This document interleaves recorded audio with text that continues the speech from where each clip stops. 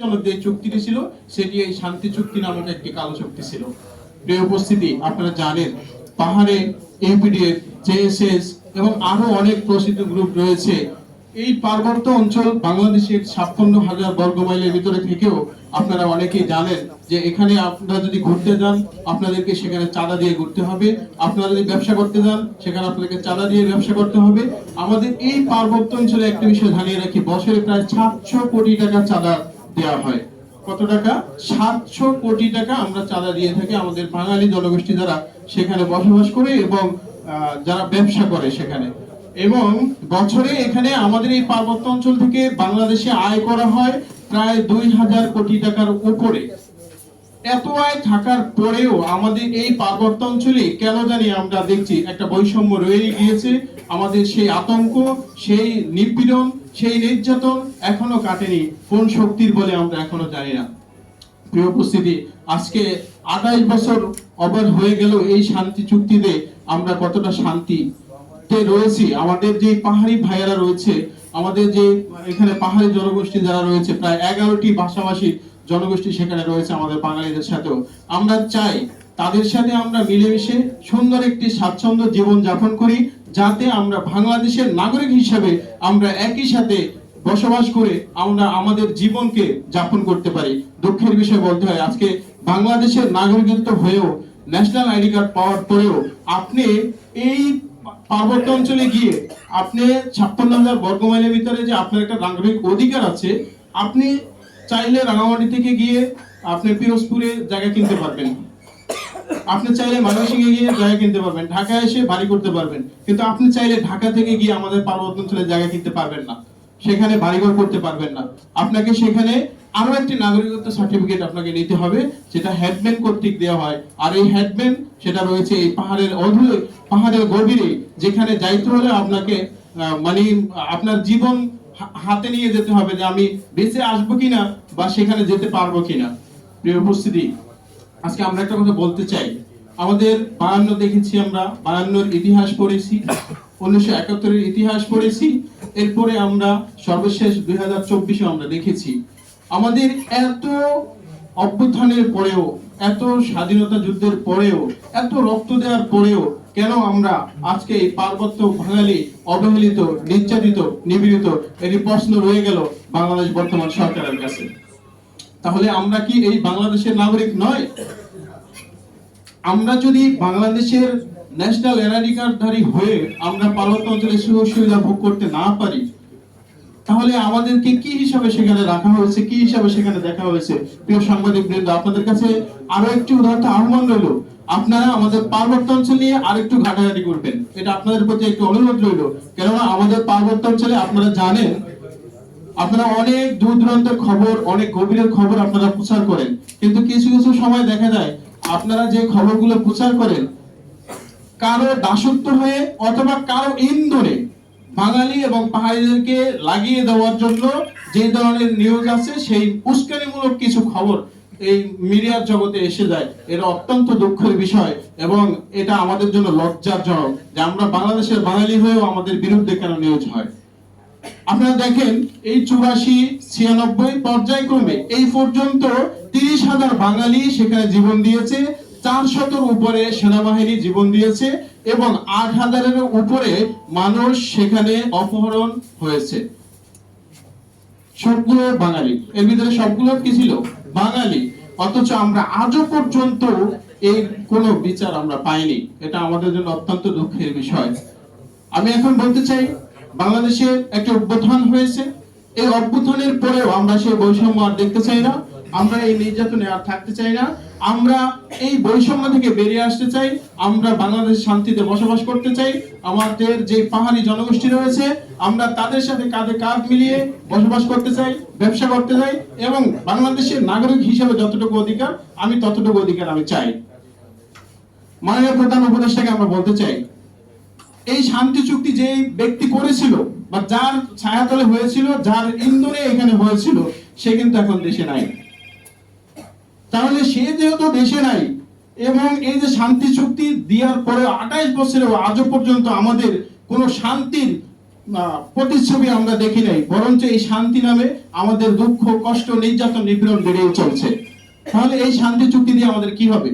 অনতি বিলম্বে এই শান্তি চুক্তি বাতিল করে এবং করতে হবে। এটা আমাদের পার্বত্য অঞ্চলের দাবি এবং আশা করি এটা সারা বাংলাদেশের মানুষের দাবি।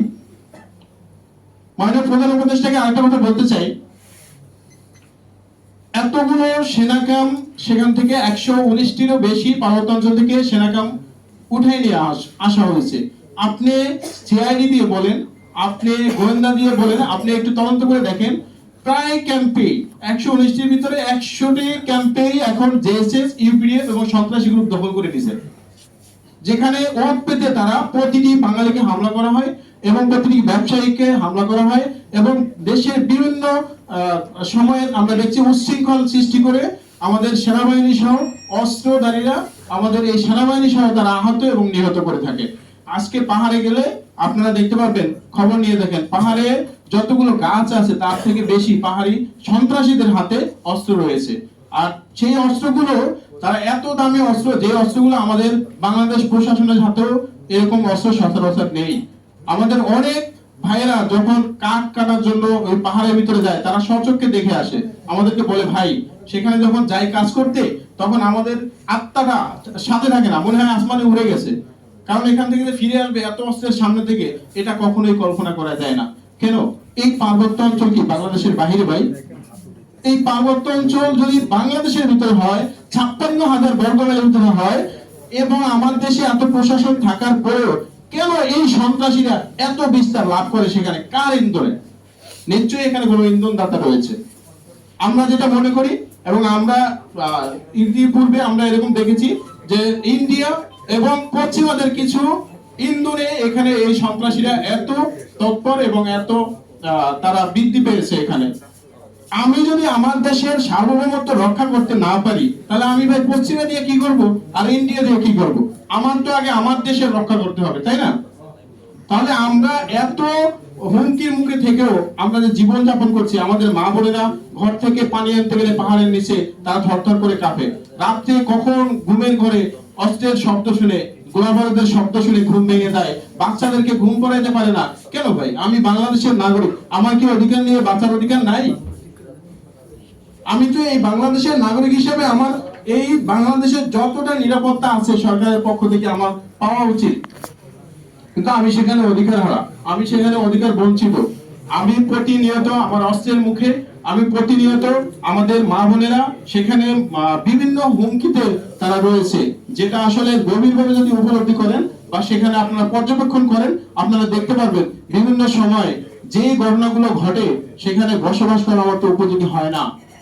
তাহলে এই সন্ত্রাসীরা এই যে বিস্তার লাভ করেছে, আমার দেশের সরকার চাইলেই পার্বত্য অঞ্চলকে পুনরায় আবার প্রয়োজনে, আমরা বাঙালি, আমরা 30 লক্ষ বাঙালি পার্বত্য অঞ্চলে এখনো আমরা বিদ্যমান রয়েছি, যারা আবারও রক্ত দিয়ে আমাদের পার্বত্য অঞ্চলকে স্বাধীন করার জন্য প্রস্তুত রয়েছে ইনশাআল্লাহ। আমি সরকারকে উদাত্ত আহ্বান জানাই, এই অভ্যুত্থানের পরেও এই বৈষম্য আমরা দেখতে চাই না। এই কালো চুক্তি, শান্তি চুক্তি নামে যে কালো চুক্তি হয়েছে, এই কালো চুক্তি বাতিল করে পুনরায় আবার প্রয়োজনে আমরা পাহাড়ি বাঙালি একসাথে বসে আবার একটা নতুন চুক্তির মাধ্যমে, যাতে আমরা এই পাহাড়ি বাঙালি একসাথে বসবাস করতে পারি এবং পাহাড়ের সকল অধিকার আমরা বাঙালিরাও পেতে পারি, সেই লক্ষ্য নিশ্চিত করে আমরা পাহাড়ে আবারও শান্তি ফিরে পেতে চাই। আমরা এই শান্তি চুক্তি নামে কালো চুক্তি আর চাই না। মাননীয় প্রধান উপদেষ্টাকে বলতে চাই যে এই 24 অভ্যুত্থানের পরে আমাদের এই শান্তি ফিরিয়ে আনতে হবে, আমাদের দেশের অধিকার আমাদেরকে ফিরিয়ে দিতে হবে, আমাদের নাগরিক অধিকার আমাদের ফিরিয়ে দিতে হবে। চট্টগ্রামে, পার্বত্য চট্টগ্রামে আপনারা আরেকটা বিষয় জানবেন, প্রতিটি জেলা পরিষদ, আঞ্চলিক পরিষদ এবং উপজেলা পরিষদ এবং এমপিও যারা রয়েছে বেশিরভাগ পাহাড়ি উপজাতিরা হয়। কিন্তু আমার দুঃখ লাগে যে এত উপজাতি প্রতিনিধিরা সেখানে প্রতিনিধিত্ব করে তাদেরকে যেভাবে আপনার সাহায্য সহযোগিতা দেওয়া হচ্ছে, আমাদের তার থেকে 10 ভাগের 1 ভাগও দেওয়া হয় না। আমাদের অনেক পাহাড়ি ভাইরা অনেক সময় আমাদের কাছে এসে আশ্রয় নেয় এই সন্ত্রাসীদের ভয়তে। তখন তারা বলে যে দাদা আসলে আমরা তো এই সংঘাত চাই না, আমরা চাই তোমরা যেমন এখানে বসবাস করবা, আমরা এরকম শান্তিতে বসবাস করব। তাহলে এই সন্ত্রাসীরা কারা? এরা কি প্রশাসনের থেকেও বেশি পাওয়ারফুল? তারা কি প্রশাসনের থেকেও বেশি অস্ত্রধারী? তাদের ভয়ে কি আমরা আসলে কিছু করতে পারছি না?